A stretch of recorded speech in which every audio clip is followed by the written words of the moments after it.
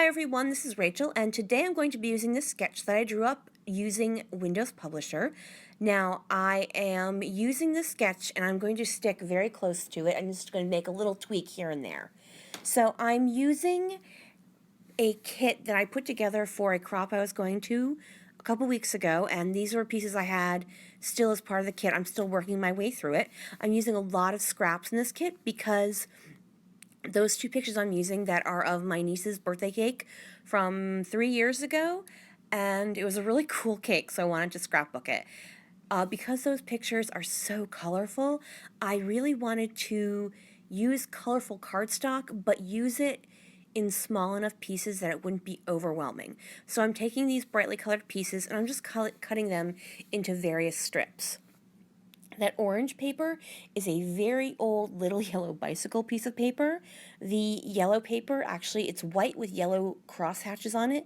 That's from Studio Calico. And then this blue zigzag paper is from Authentique, the playful line. It has a whole bunch of ampersands on the other side.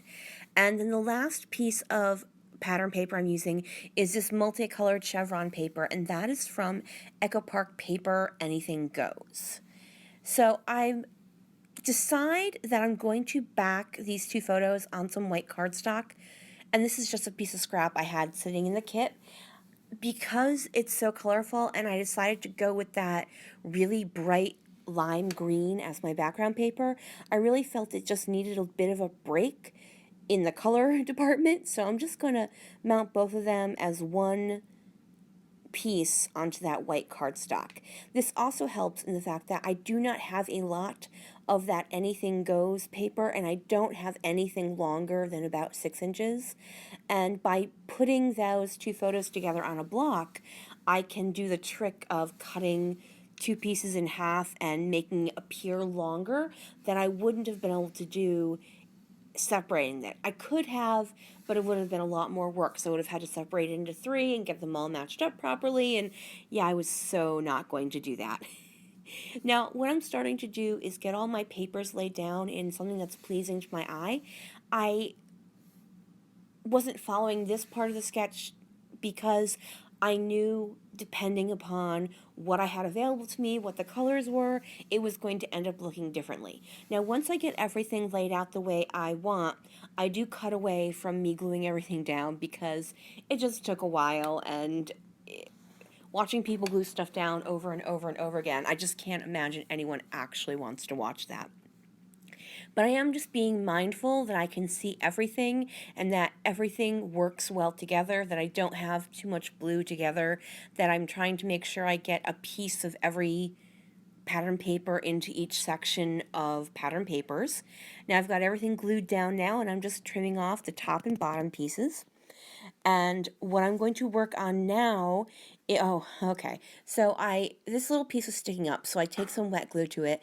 I'm going to regret that in a second, but in actuality, it works out fine. My original thought was to write down my journaling on this white piece of paper and then cut it into strips. I couldn't think of the word cut. Okay. And then cut it into strips and have it go below the photo between the middle and the bottom pieces of pattern paper. Now, the way I wrote it slightly too large to be able to cut it small enough to fit in that spot. And then I'm like, oh, I'll just move it up a little bit. And then I'm like, oh no, you can't do that because you used wet glue and that will rip completely. And so I'm deciding, oh, well, maybe I'll just rewrite it and then cut it so I can cut it smaller. But as I put it down, I'm like, you know what? I really don't like this. It's too much white. It makes it way too bottom heavy, and it really, really pulls away from the photos. So at first I'm considering writing it smaller, but then I just decide to draw lines on my layout and write it right on the layout. And while I'm doing that, I'm going to go ahead and tell you, this is, as I said, the birthday cake for my niece's 12th birthday. Her mom made it.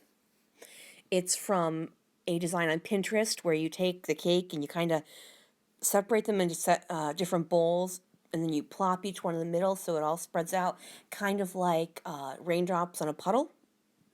So the whole point was that when her mother and I went upstairs to our bedrooms, there was like 3/4 of the cake left, and when we woke up the next morning, there was barely a piece left.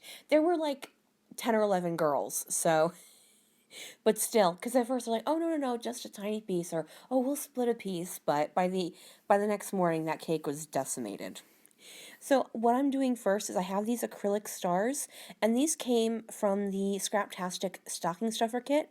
I did not buy the entire stocking stuffer kit, but I did buy some extras that came with it, and these are one of the extras, but I didn't use it on my December daily because I didn't really use any blues. Now, part of my title is using this blue glitter thicker from Amy Tangerine. I believe the font is called Other Half. And then the other part of my title comes from Fraggle Fawn, and it's a white font with a black sketchy letter drawn on it. It's actually very hard to see in the video. It's a lot clearer. If you watch till the end, there's a great photo of it, so you can see how cute it looks together with my Let Them Eat Cake title. I was participating in a challenge that was to use a quote. I finished it off with some puffy stars and an acrylic star, and that's it for me today. Thank you guys so much for joining me. Flick me a thumbs up if you can. It lets YouTube know that you like what you see. I hope everyone has a fabulous time, and see you next time. Bye!